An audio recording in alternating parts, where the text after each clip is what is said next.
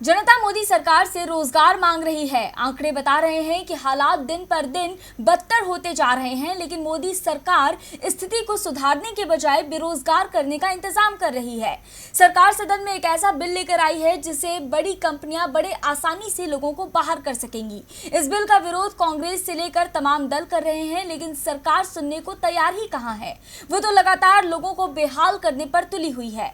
देश में बेरोजगारी का स्तर पहले ही अपनी सीमा पार कर चुका है और अब मोदी सरकार ने देश में बेरोजगारी को बढ़ाने के लिए एक बिल पेश कर दिया है। जी हां, औद्योगिक संबंध संहिता 2020 विधेयक लोकसभा में पेश हो गया। इसके तहत अब 300 से कम कर्मचारियों वाली कंपनी सरकार से मंजूरी लिए बिना कर्मियों की जब चाहे छटनी कर सकेगी। श्रम मंत्री संतोष गंगवार ने कांग्रेस सहित विपक्षी दलों के विरोध के बीच पिछले साल पेश विधेयक को वापस लेते हुए occupational safety health and working conditions code 2020 और कोड ऑन सोशल सिक्योरिटी 2020 पेश किए। इस बिल के तहत अब कंपनियां अपनी मनमर्जी से लोगों को बाहर कर सकेंगी। छटनी के प्रावधान के लिए सरकार ने इंडस्ट्रियल रिलेशन कोड 2020 में धारा 77(1) जोड़ने का प्रस्ताव रखा है। इस सेक्शन के मुताबिक छटनी और प्रतिष्ठान बंद करने की अनुमति उन्हीं प्रतिष्ठानों को दी जाएगी जिनके कर्मचारियों की संख्या पिछले 12 महीने में हर रोज औसतन 300 से कम हो।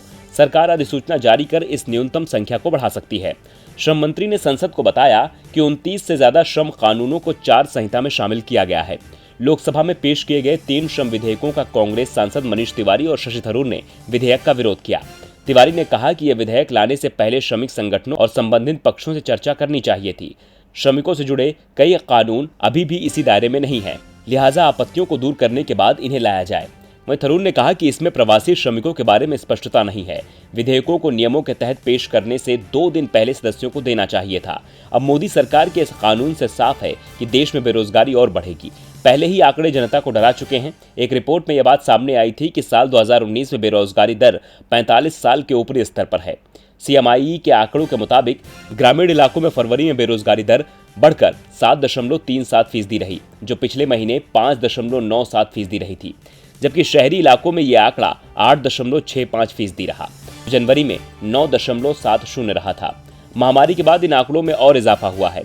देश में 2 करोड़ से ज्यादा लोग ऐसे हैं जिन्हें काम से निकाल दिया गया है। Centre for monitoring Indian economy ने कहा है कि अप्रैल अगस्त के दौरान लगभग 2 करोड़ 10 लाख वेतनभोगी कर्मचारियों ने अपनी नौकरी खो दी। इसमें से अगस्त में लगभग 33 लाख नौकरियां गई और जुलाई में 38 लाख लोगों ने अपनी नौकरी खो दी। CMIE ने कहा कि नौकरी का नुकसान केवल वेतनभोगी कर्मचारियों के बीच सहायक कर्मचारियों तक ही सीमित नहीं है, बल्कि इसमें औद्योगिक कर्मचारी और बड़े कर्मचारी भी शामिल हैं। अब इन आंकड़ों में इजाफा हो रहा है, बावजूद इसके सरकार लोगों को और बेरोजगार बना रही है। DB लाइव की रिपोर्ट।